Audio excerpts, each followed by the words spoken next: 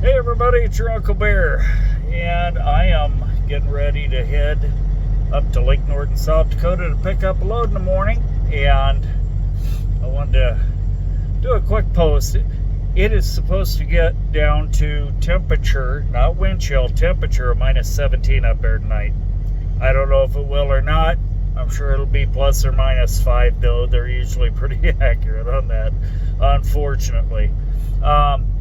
Anyways, whether you're in a car or truck, keeping your vehicle running is kind of an important gig, isn't it? So before you leave on a trip anywhere, I don't care if it's 50 miles or 500 miles, check your fluid levels, check your oil, and check your coolant level. If your coolant level's really low, you've probably got a leak somewhere. It may just be a cold water leak, but get it checked. And because you don't want your coolant that's going to leave you on the side of the road, okay? Same with oil for that matter. Your oil, you're going to go through some oil at times, you know, and oil gets thick when it gets really cold like that too, so it's going to burn a little bit. That being said, your fuel, okay, if you're driving a gasoline car, okay, what I would do is get I know the 88 octane ethanol. I think it's like 15% ethanol. I know it's a little bit cheaper, but with ethanol fuel, you get a little bit less fuel economy anyway. I would go with the 87, but definitely use the ethanol fuel, and I'll tell you why. Years ago, before they came out with ethanol fuels, it was just regular gasoline.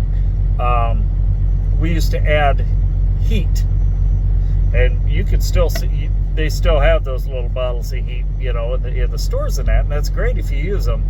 But the purpose of heat was so your fuel lines wouldn't freeze.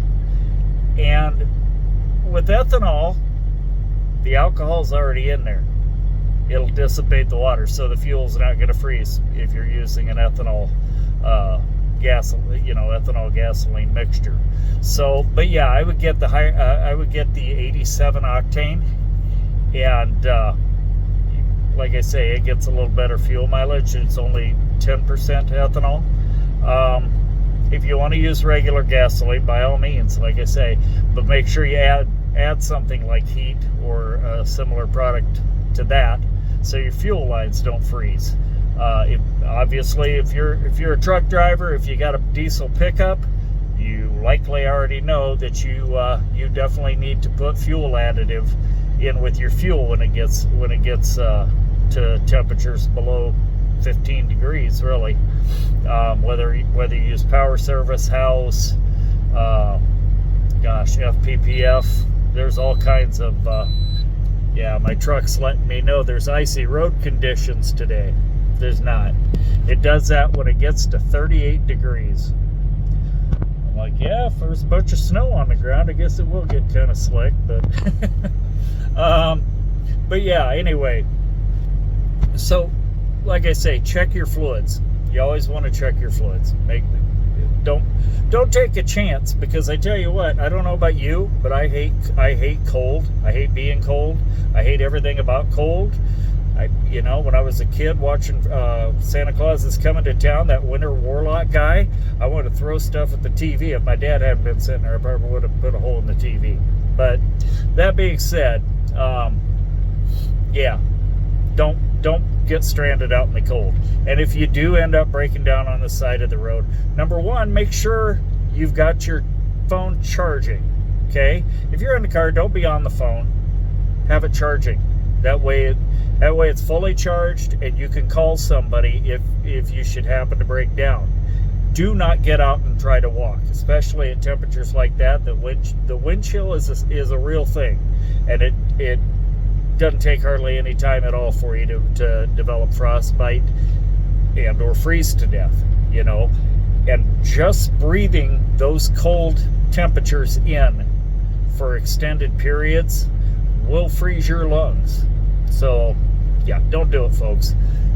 Be prepared. Have blankets in the car. Have a candle and a tin coffee can in the car. That way, and crack your window. You know, if you end up stranded, light the candle inside the tin coffee can and crack your window away from the direction the wind is blowing. So if the wind's blowing from the blowing this way, you want to crack the window on that side of the car. That way the smoke from the candle will exit the car. Okay, and yeah, never leave with less than a half a tank of gas.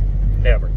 Don't do it. I don't care if you're just driving across town. Don't do it. Preferably a full tank, because who knows how long you'll be stranded, right? So anyway, that's all I got. Be safe, be warm, and take precautions. All right. Have a great day. Be safe.